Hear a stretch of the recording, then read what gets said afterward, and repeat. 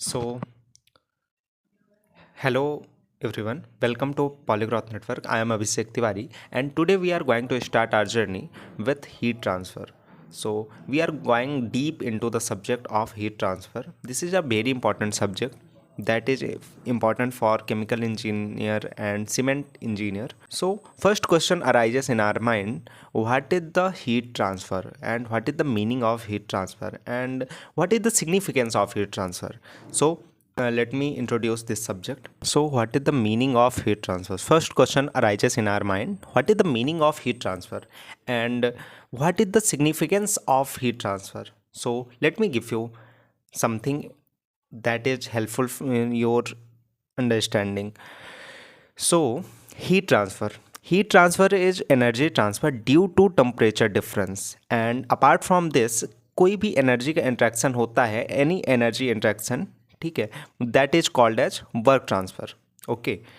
सो heat transfer basically एक energy का इधर से उधर स्थानांतरण है, हीट ट्रांसफर एनर्जी का. बट टेम्परेचर डिफरेंस के कारण there are something temperature difference between them. आपने ये समझा अभी तक कि what is the meaning of heat transfer. Heat transfer basically heat transfer is a energy transfer due to temperature difference, and apart from this any energy interaction known as work transfer. Okay, so let me give you some example. Let us suppose I have a body that temperature is maybe 90 degrees Celsius, and let us suppose I have I have a atmosphere that temperature ambient temperature basically 30 degree Celsius.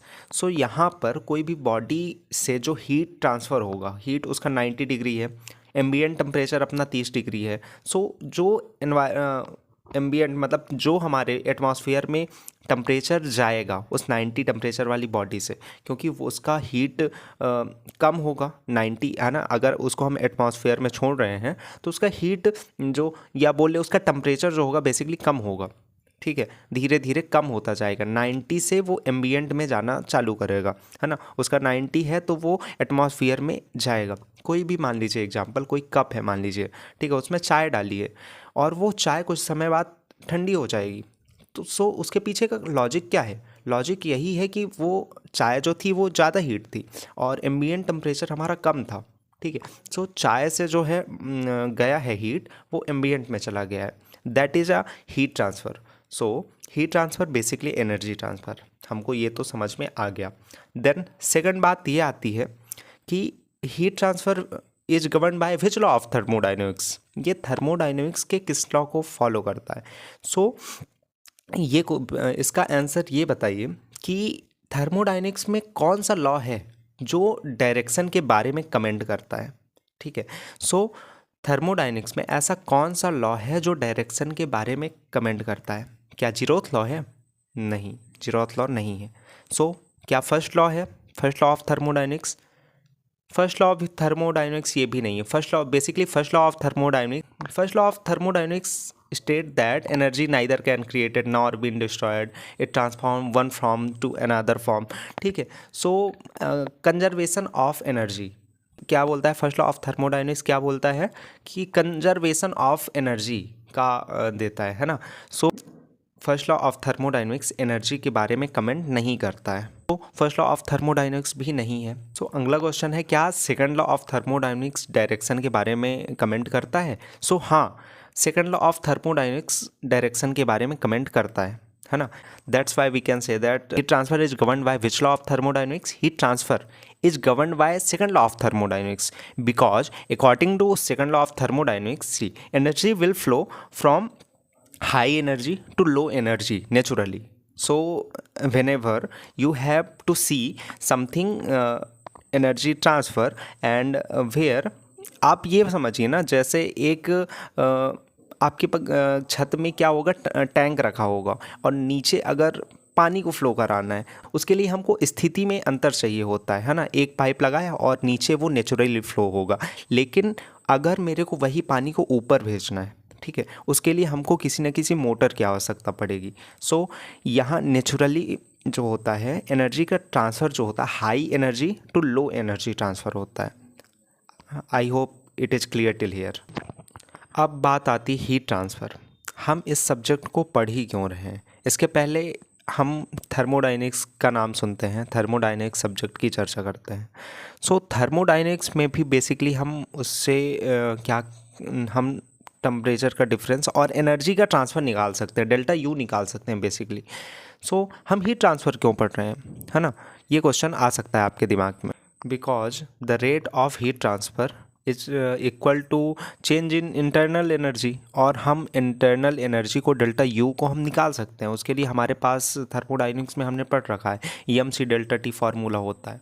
सो वहाँ से अगर हमने internal energy का change निकाल लिया, सो हम उसी को तो हीट ट्रांसफ़र बोलेंगे, है ना? अरे ये समझिए, कोई बॉडी है, उससे उसकी इंटरनल हीट में चेंज हुआ है ना? बेसिकली उसका अगर मान लीजिए 90 डिग्री सेल्सियस टेम्परेचर था, एम्बिएंट टेम्परेचर 30 डिग्री सेल्सियस।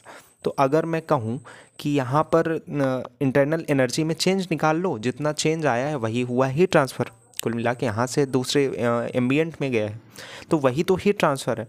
सो उसमें क्या हुआ है, उसको निकालने का हमारे पास फार्मूला थर्मोडायनेमिक्स हमको बता रखा है कि क्या होता है फार्मूला। उसका फार्मूला होता है डेल्टा यू बराबर होता है हीट इंटरनल एनर्जी में परिवर्तन जो होता है डेल्टा यू इक्वल होता है एम सी डेल्टा टी। सो यहाँ से हम निकाल सकते थे। सो हमको एक स्पेसिफिकली सब्जेक्ट की क्या नीड पड़ी, ठीक है? इसको समझने के लिए हम थोड़े से बात करते हैं। क्या होता है, so there are some questions that we cannot say anything about without getting knowledge about heat transfer। यहाँ पर एक हीट ट्रांसफ़र की नॉलेज होना आवश्यक है और इसको सब्जेक्ट में बदलना आवश्यक, क्योंकि थर्मोडायनेमिक्स के लॉ को लगा के हम उसके ऐसी कुछ चीज़ें हैं जिनके बारे में कमेंट नहीं कर सकते। As example, let us suppose I have a body that temperature is 90 degree Celsius है और एम्बिएंट टेम्परेचर आपका 30 डिग्री सेल्सियस। अब what is the meaning of ambient temperature? Ambient temperature basically क्या है, एटमॉस्फेयर का टेम्परेचर, ठीक है? सो 90 डिग्री सेल्सियस और 30 डिग्री सेल्सियस हीट ट्रांसफ़र तो होगा, है ना? हीट ट्रांसफ़र 90 से 30 की ओर होगा। सो अब मैं कह रहा हूँ कि जो आपकी बॉडी है वो 2 मिनट के बाद, ठीक है, वो एम्बिएंट टेम्परेचर के इक्वल आ जाती, कुल मिला के 30 डिग्री सेल्सियस पर आ जाती है। सो अब एनर्जी का ट्रांसफ़र रुक जाएगा, कुल मिला के हीट ट्रांसफ़र रुक जाएगा जब दोनों का टेम्परेचर सेम हो जाएगा। ओके, सो इसमें अगर मैं पूछूं कि आपका 30 सेकंड में कितना उसका, अब 30 सेकंड पर कितना है, 30 सेकंड पर टेम्परेचर ट्रांसफ़र एनर्जी ट्रांसफ़र कितना हुआ है, सो इस बात को हम थर्मोडायनेमिक्स के उसमें से नहीं सॉल्व कर सकते। इसके लिए हमको हीट ट्रांसफ़र की नॉलेज होना आवश्यक होता है। ऐसे बहुत सारे क्वेश्चन हैं, बट मैं आपको सिंपल वे में समझाता हूँ कि हीट ट्रांसफ़र में हमको एनर्जी का रेट, है ना, हीट ट्रांसफ़र रेट इम्पॉर्टेंट होता है, ठीक है ना? और उसमें क्या नाम है, थर्मोडायनेमिक्स में टोटल हीट ट्रांसफ़र वो निकालते हैं हम। Okay, I think, I hope it is clear till here. So we will going to next.